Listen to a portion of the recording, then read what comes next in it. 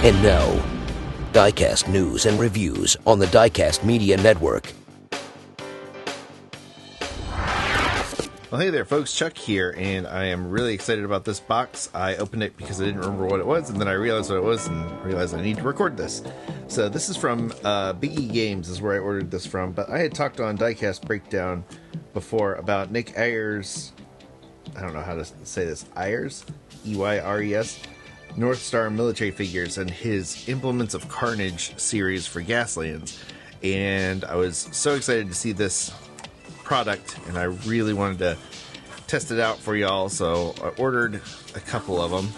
And I ordered from Big E Games. I'll link them down below, but you can order whoever's best for your geographic shipping region. These guys were in Georgia, which is just down the road from us, so wanted to give some sort of local guys our business and save a little on shipping at the same time. So checking these out right out of the gate, I gotta say these feel really good, very clean. This feels like I believe this would be injected molded plastic or some kind of styrene, but you know, very, very clean.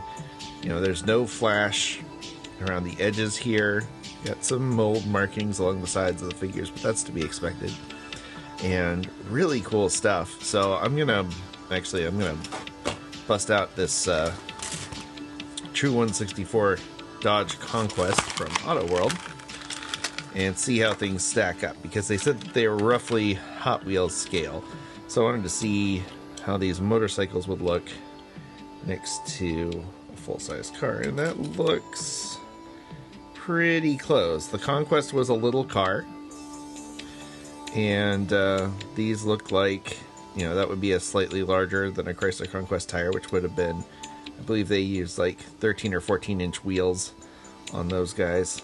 I mean, they were Mitsubishi, so they were probably metric, but the equivalent of that, and motorcycle wheels would be about the size of those. So I'm saying that is a win there. I think it's interesting that this motorcycle guy, his head is complete on this side and not on this one, so that's how they did that. But looking at this, we got some corrugation, we got some snowplow push bar looking things, we've got a really cool harpoon, we've got a very cool looking toolbox with tools embedded in it, we've got some kind of like ray gun or something, we got what could be jets or cannons of some kind. That's another kind of wraparound brush bar. This would be like I think this could be like a tank turret type opening. Got some open headers. We've got some tank canisters, kind of like the car from Fast 10. Got a little security dish, or a security satellite dish. Some pipes, machine guns, of course. Lots of options there. Very cool looking set. You got some diamond plate. And these tires are different on either side. That's interesting. So you've got different wheel options. Got like a 5-spoke on this side, and you know, a more complex spoke pattern on that side. For however you want to do this, I guess you would just drill a hole in the middle. You got a head scoop. Alright, so that's cool. I got a couple of these sheets. I don't know which one's which. Let's see. Oh, look at that. Redeem in person. Well, next time I'm up that way in Georgia, I'll stop by. Get some more of these. Whoop. What else we got?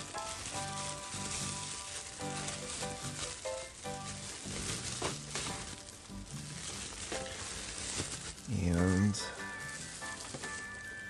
this looks like the second sheet. Now this one's got like a full dune buggy on it, which is pretty cool. So, you know, again, that would be about,